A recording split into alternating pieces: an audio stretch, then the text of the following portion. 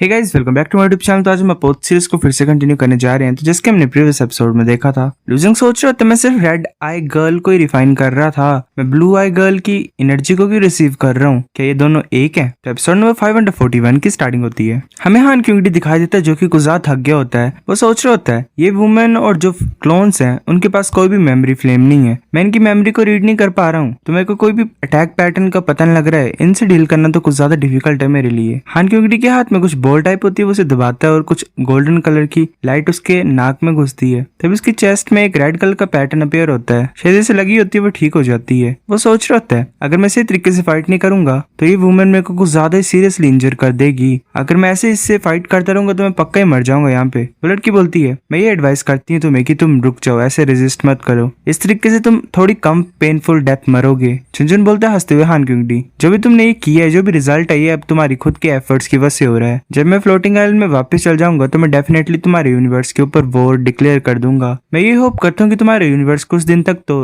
टिक पाएगा। क्यूंगडी बोलता है अच्छा, अगर मैं यहाँ पे मर जाऊंगा तुम क्या सोच रही हो तुम्हारे पास चांस होगा सर्वाइव करने का? ये मत भूल लो कि इस लड़की का पर्पस क्या था यहाँ पे आने के लिए। वो फिर ट्रू डीमन बॉडी की तरफ देखता है और सोच रहा होता है कि इनसे फाइट करने से अच्छा ये ज्यादा अच्छा होगा अगर मैं रिस्क लूं और इस लड़की को रिफाइन करूं। तो जल्दी से टेलीपोर्ट होता है और उस ब्लू वाली लड़की के पास ही पहुंच जाता है और अपने स्पेयर से उस थ्रेड को कट करने की कोशिश करता है। वो पूरी तरह से कटती नहीं है। हान क्यूंगडी सोच रहा होता है कि काफी नहीं है, चलो दोबारा ट्राई करता हूँ। वो फिर से अटैक कर देता है उसके ऊपर। वो जो थ्रेड होती है वो टूट जाती है। हान क्यूंगडी बोलते फाइनली टूट गई है। वो हंस रहा होता है और बोलते कि डीमन बॉडी है मेरी हुई। वो फिर हो जाता है, बोलते क्या? तभी एक और टेलीपोर्टेशन ओपन होता है और वो जो ब्लू वाली लड़की होती है वो क्लोन के पास पहुंच जाती है। क्यूंगडी बोलते तुम्हारी इतनी हिम्मत, तुमने वो चीज कैसे ले ली जो मेरी है? नाइनली रेस की लड़की बोलती क्या बकवास कर रहे हो तुम, ये तुम्हारी कहाँ से होगी? वो ब्लू आई वाली लड़की होती है, वो बोलती तुम ऐसा क्यों कर रही हो? नाइनली रेस वाली लड़की सोच रही होती है हमें चल क्या रहा है, क्या हमने जो कनेक्शन तोड़ दिया इसका और रेड आई गर्ल के बीच में, उसकी वजह से इसको गुस्सा चढ़ गया है। वो सभी को बोलती कि पीछे हट जाओ। हान क्यूंगडी का क्लोन बोलता ठीक है। वो जो लड़की होती है वो गुस्सा हो जाती है, बोलती है मैं तुम सभी को पीसेस में तोड़ दूंगी।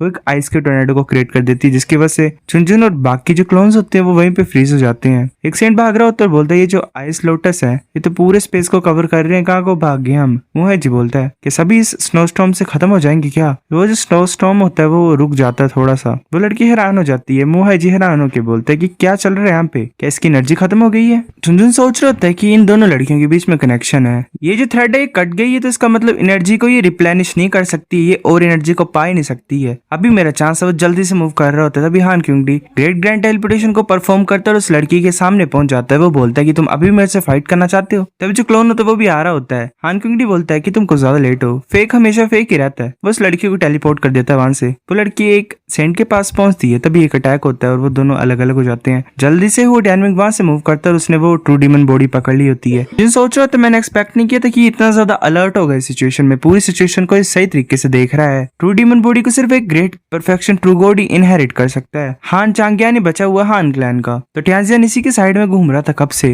अपॉर्चुनिटी का इंतजार कर रहा था ये। वो बोलते टियांजियान तुम अच्छा कर रहे हो, ऐसा वैसा कुछ। हान क्यूंगडी गुस्सा हो जाता है, बोलते मैं तुम्हें खत्म कर दूंगा। वो आगे की तरफ अटैक करता है, क्लोन भी अटैक करता है, एक एक्सप्लोजन होती है दोनों के अटैक से। वो डायनामिक जल्दी से मूव कर रहा होता है। हान क्यूंगडी बोलता है कि तुम ट्रू डीमन बॉडी को पोजेस करना चाहते हो तो तुम इस बच्चे को ऐसे क्यों करने दे रहे हो, इसे जाने क्यों दे रहे हो तुम? वो लड़की बोलती है ये अच्छा होगा अगर ये पालेगा तो तुम्हारे हाथ में तो नहीं पड़ेगी। वो डायनामिक सोच रहा होता है जो रिस्पॉन्सिबिलिटीज मेरे सर के ऊपर है उससे मेरा फ्यूचर खराब हो जाएगा, पर अब मैं खुद के लिए और ये किंग के लिए मरना नहीं चाहता हूँ यहाँ पे। अगर मैं अब इस डीमन रीजन को कंट्रोल कर सकता हूँ तो मेरे पास शायद चांस होगा हर चीज को सेव करने के लिए। ऐसे मुझे पता नहीं कि इसको डिफाइन कैसे करना है, पर चलो मैं डिवाइन सेंस को ट्राई करता हूँ। वो डिवाइन सेंस को ट्राई करता हूँ, सोच रहा होता है कि मैं पैनिक और फियर को सेंस कर पा रहा हूँ इसकी सोल में। बट हैन बोलते तुम्हें डरने की कोई जरूरत नहीं, मैं तुम्हें प्रोटेक्ट करूंगा। वो सोच रहा होता है कि अब इसकी जो सोल है वो थोड़ी बहुत शांत हो गई है, ऐसा लग रहा है कि मेरी डिवाइन सेंस ने इसको शांत कर दिया है, अब मैं फाइनली डिफाइन कर सकता हूँ इसे। होटेन बोल रहा होता है कि सब कुछ ठीक है, मैं तुम्हें जरा भी हार्म नहीं करूंगा, मैं तुमसे कुछ क्वेश्चन पूछना चाहता हूँ। ये जो वर्ल्ड है ये ब्यूटीफुल प्लेस है, तुम्हें डरने की कोई बात नहीं है यहाँ पे। तभी एक टेलीपोर्टेशन गेट ओपन होता है आगे से और हांग चान्यान आ रहा होता है। वो अपने 5 element cracking the air attack को यूज करता है। क्यूंगडी बोलता है कि जो ट्रू डीमन बॉडी है वो मेरी है, अगर तुम्हारी इतनी हिम्मत होगी इसको स्नैच करने की तो तुम्हें यहाँ पे मरना पड़ेगा।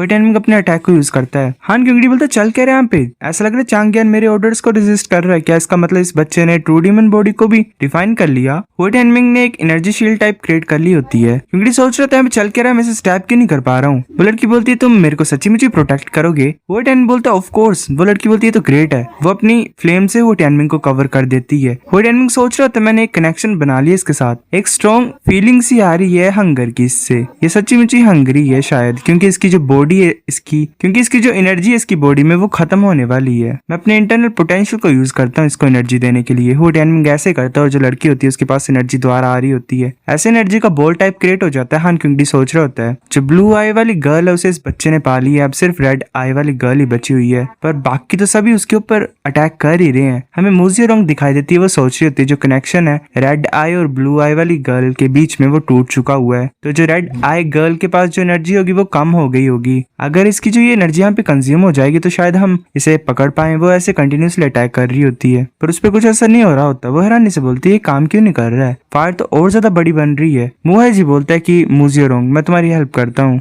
वो भी अपनी स्वॉर्ड का अटैक कर देता है आगे की तरफ, पर उस फायर में कुछ असर नहीं हो रहा होता। मुहाई जी बोलता है जो एनर्जी एक्सटिंग्विशिंग स्पिरिट स्वॉर्ड की वो सेम है रेड लोटस की तरह। ये बाकी एनर्जीज को खाता है खुद को स्ट्रॉन्ग करने के लिए। ऐसे मैं करता रहूंगा तो शायद थोड़ा बहुत इसकी ये जो रेड लोटस की फायर है कम हो जाएगी। वैसे कंटिन्यूसली अटैक कर रहा होता है, एक स्लैश को करता है आगे की तरफ। तभी एक टेलीपोर्टेशन गेट ओपन होता है और उस अटैक को खा जाता है। हान क्यूंगडे में दिखाया जाता है वो बोल रहा होता है तुम और तुम्हारी टोटल के पास कोई भी राइट नहीं है मेरे से फाइट करने के लिए। मुहाई जी यहाँ से दफा हो जाओ। तब वो जो लड़की होती है वो अपनी स्वॉर्ड को यूज करती है और बोलती है कि तुम हो यहाँ पे वो इंसान जिसे यहाँ से दफा हो जाना चाहिए। काफी सारे अटैक्स जा रहे होते हैं हान क्यूंगडी की तरफ, वो भाग रहा होता है। मुहाई जी सोच रहा होता है ये एक दूसरे से फाइट करें तो ये अपॉर्चुनिटी है कि मैं रेड लोटस को डिस्ट्रॉय कर दूं और इसके साथ कनेक्शन बनाऊं। वो अटैक कर रहा होता है तभी एक वो जो फायर होती है उससे एक बहुत बड़ा पंच टाइप क्रिएट हो जाता है। मुहाई जी हैरान होकर बोलता है क्या ये इम्पॉसिबल है। ये फ्लेम्स वो अटैक करता है द्वारा आगे की तरफ और वो जो अटैक होता है वो एक पंच से लगता है। वह लूजेंग बाहर आ जाता है। हान क्यूंगडी हैरानी से बोलता है कि ये तो लूजेंग है। लूजेंग अपने गॉड फॉर्म में होता है और आगे की तरफ पंच करने लगा होता है मुहाई जी को। वो जो पंच होता है वो मुहाई जी से लगता है। मुहाई जी सोच रहा होता है जो पावर है इस फिस्ट की तो कुछ ज्यादा खतरनाक है। अगर मैं इस पावर को जल्दी से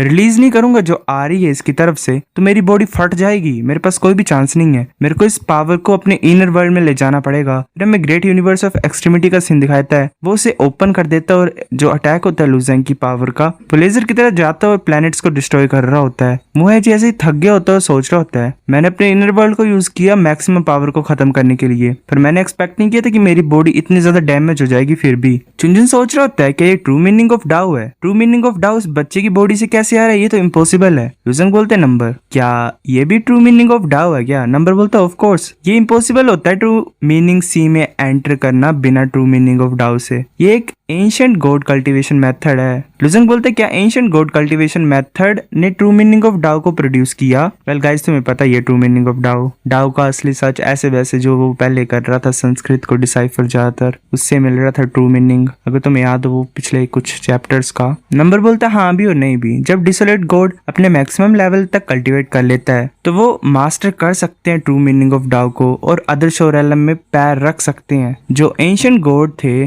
जिन्होंने true meaning of powerful Holi body create किया था वो ऐसे करते थे। पर ये बुरी बात है कि मेथड ज्यादा इफेक्टिव नहीं है रिसेंटली। तुम भी एक ऐसे इंसान हो जो यूनिक ट्रू मीनिंग ऑफ डाउ को पोजेस करता है डिफरेंट एंशिएंट गॉड से जो कि काफी ज्यादा डिफरेंट है। लूजेंग बोलता है अच्छा।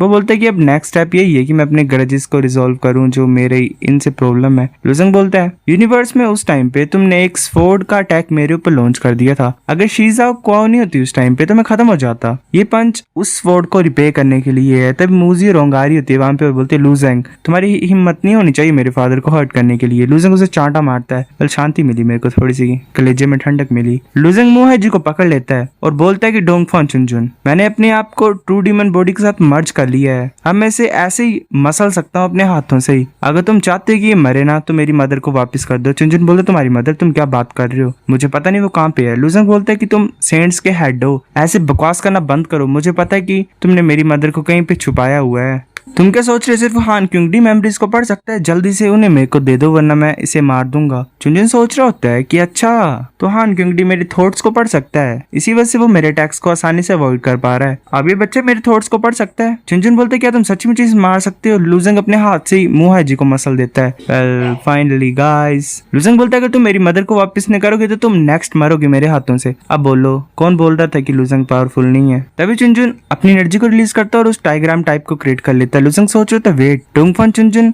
फ्यूचर में देख सकता है 8 टाइग्राम फॉर्मेशन से। अगर मैं अटैक करूंगा अपनी फोर्स से तो मेरी बॉडी डिस्ट्रॉय हो जाएगी इस 8 टाइग्राम फॉर्मेशन से। ये जो टेक्निक है डोंगफन चुनजुन की कुछ ज्यादा पावरफुल है। चुनजुन बोलता है कि हाँ तुम मेरी मेमोरीज को देख सकते हो, ऐसा लग रहा है कि तुम्हारी बॉडी भी कुछ ज्यादा रिफाइन है और एनहेंस है, पर तुम मेरे को कुछ ज्यादा अंडर एस्टिमेट कर रहे हो। अगर तुम सोच रहे हो कि तुम मेरे को अपनी फिजिकल स्ट्रेंथ से डिफीट कर सकते हो तो तुम बेवकूफ हो। टाइम बहुत ज्यादा इंटरेस्टिंग चीज होती है। अगर मैं फ्यूचर में देखूंगा तो फ्यूचर अजीब सा हो जाएगा। अगर मैं ऐसा मान के चलूं कि फ्यूचर में मतलब मैं कुछ सोचूं ही नहीं कि क्या करना है मेरे को, तो तुम्हें कैसा पता लगेगा? तुम कैसे मेरे ऊपर अटैक करोगे? लुजंग सोच रहा होता है मैं फ्यूचर में नहीं देख पा रहा हूँ इसकी मेमोरी फ्लेम्स में। चुनचुन बोलता है कि तुम्हारी हिम्मत नहीं है। वो अपनी एनर्जी को रिलीज करता है और फॉर्मेशन में डालता है। वो फॉर्मेशन ग्लो हो रही होती है। बुलेट की सोच रही होती है नाइनली रेस की ये जो ओरा आ रहा है 8 टाइग्राम फॉर्मेशन से, ये कुछ ज्यादा ही पावरफुल है। क्या ये इसकी असली स्ट्रेंथ है? सो गाइस एपिसोड नंबर 541 इतना था। अगर आपको वीडियो पसंद तो लाइक करनी है, फिर लाइक कर दो, शेयर कर दो, साथ कमेंट करके बताओ। अगर आपको वीडियो कैसी लगी सब्सक्राइब करो। तब तक के लिए बाय।